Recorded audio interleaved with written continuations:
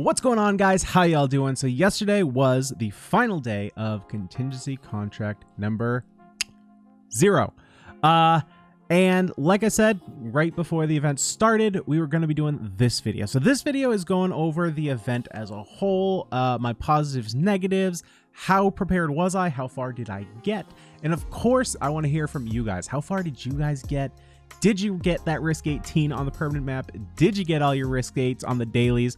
Let me know down in the comments. And right before we jump in, first of all, I just want to say, if you haven't already, go ahead and subscribe to this channel by clicking the red button below me. That way I always know when I put out a new video. Plus, it helps me out. It lets me know that you guys are enjoying the content. And if you haven't already, go ahead and give us a follow over on twitch.tv/xjazz207. We are trying to hit affiliate, that goal of 50 followers.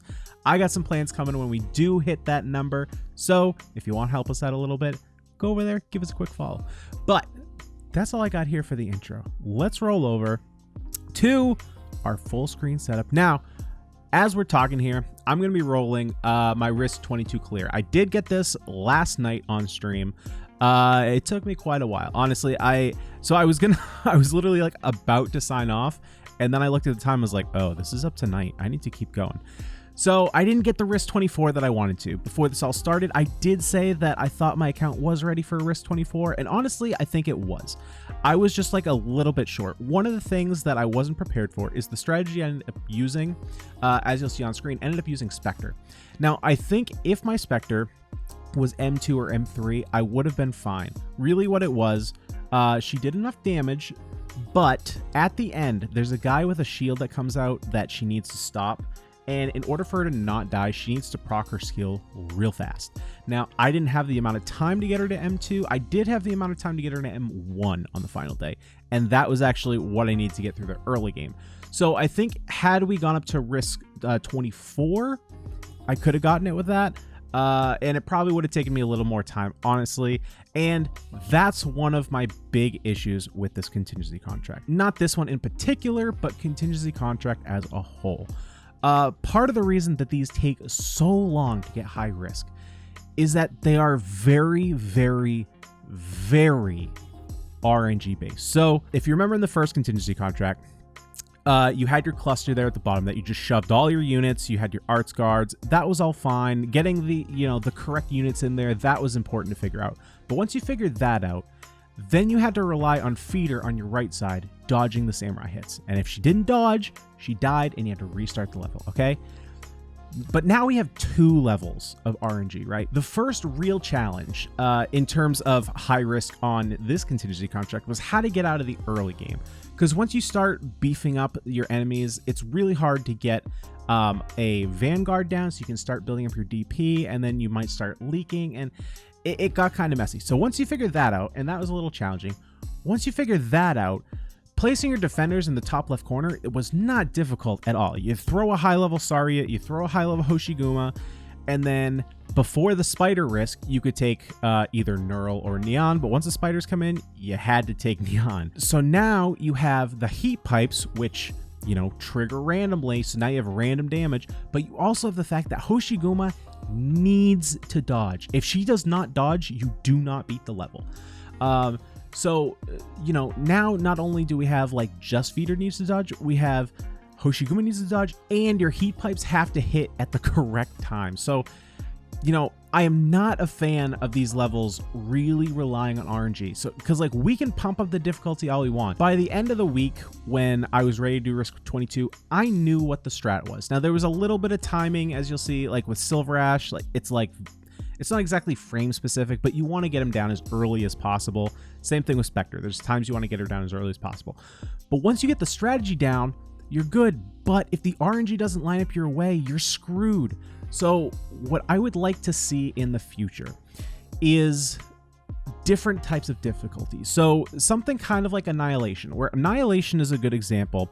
Annihilation 3 specifically. So if you're familiar with your Annihilation 3 run, once you get to enemy 350, a wave of giant, heavy, huge defense enemies comes through. All your big bobs, they're all coming in. Now, if you've set up snipers as your anti-unit measures, well, you're kind of screwed. So you have to switch up your lineup a little bit to introduce some casters. So you know, that's like a small example, but I would like to see something like that with Contingency Contract, where we have to figure out different configurations of units as opposed to just throwing a bunch of units on the battlefield and hoping RNG works out. The first Contingency Contract was kind of like that because you did have to figure out, you know, what units to place in that center where all the units were coming through. This one was less so the case. Like, once you got, as long as you had 3 heavy, like, defenders, you were good. You just had to hope that RNG worked out your way. So not a big fan of that. So in terms of what units I was kind of preparing for this event, which I'm going to put above me what the guide was that I was using before this event. So if you take a look at that, Siege is kind of high up on the list. Now, my impression was that was because a lot of people probably didn't have Bagpipe, and even if they did, she wasn't like max level, max potential. So I dumped a whole bunch of materials into Bagpipe, which, let's be real, I was going to do anyway. Bagpipe is a beast.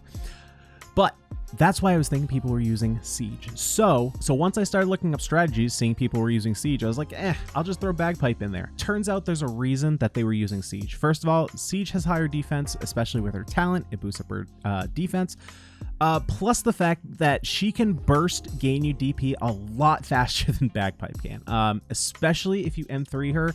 Her skill, basically, she comes in with a charge, and then by the time the first enemy came around, she had a second charge, which is also added damage, and it gets you through that early game. So there was actually a reason that Siege was used. So Siege may be one of those operators that I go and level up now. I don't know how useful she's going to be in the future, but I might at least E2 her, and then, you know, it's easier to level her up from there. Lapland. So look, I love my Lapland. She wrecks every level she's ever in. This one, not so the case. Lapland was great until we got Spider Risk. Once Spider Risk came in, she was useless. And that Spider Risk was way harder than I originally thought. I thought it was going to be a breeze.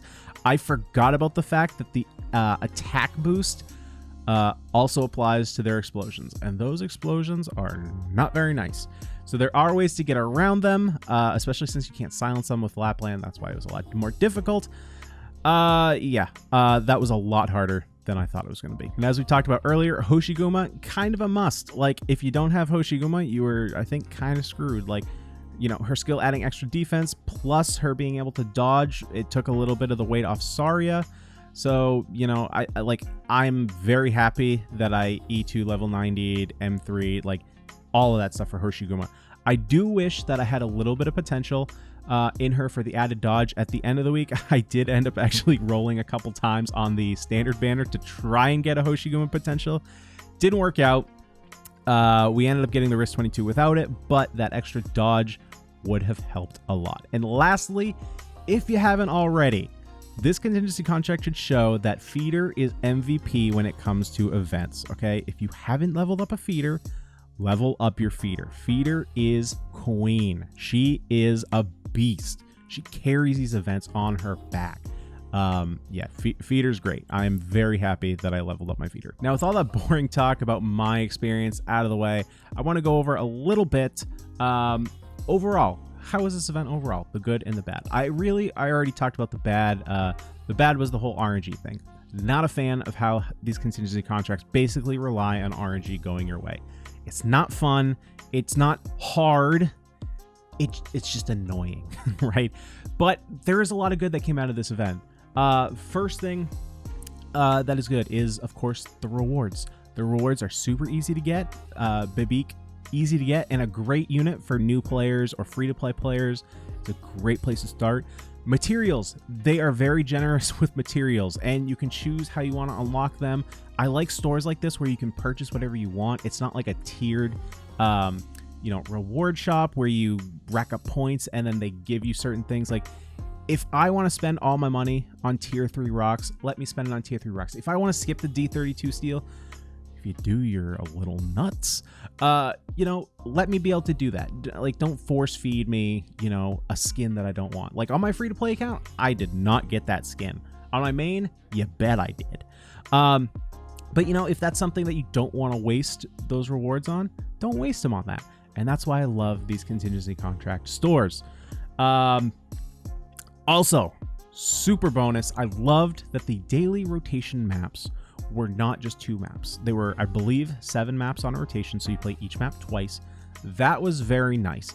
The fact that it wasn't just the same map over and over and over, just with different risks, very nice. It's refreshing, lets you get into some different strategies using different units. This actually helped me round up my free-to-play account.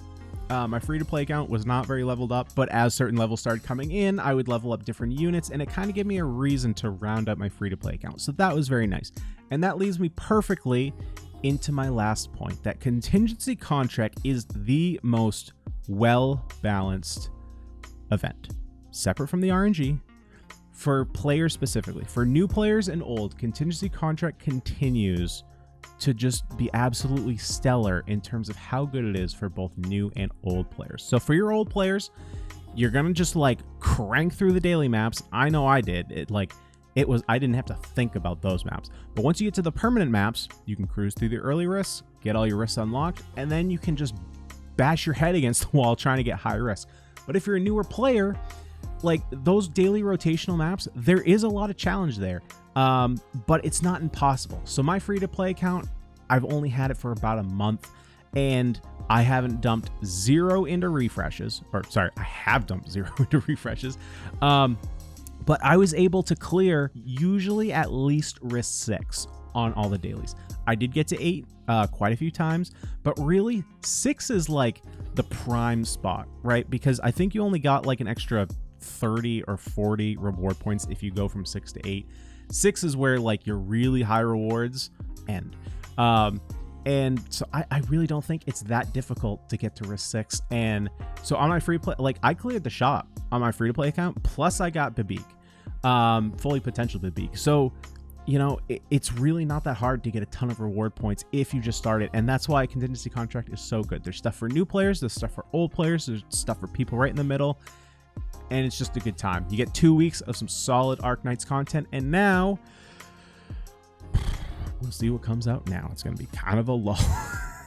But guys, that's all I got for today. Hope you guys did enjoy the video and my little recap on Contingency Contract. If you liked the video, go ahead and leave a like and subscribe to the channel. That way you always know when I put out a new video. It also helps me out, lets me know you guys are digging the content. Also, one last reminder, go ahead and check us out on twitch.tv/xjazz207.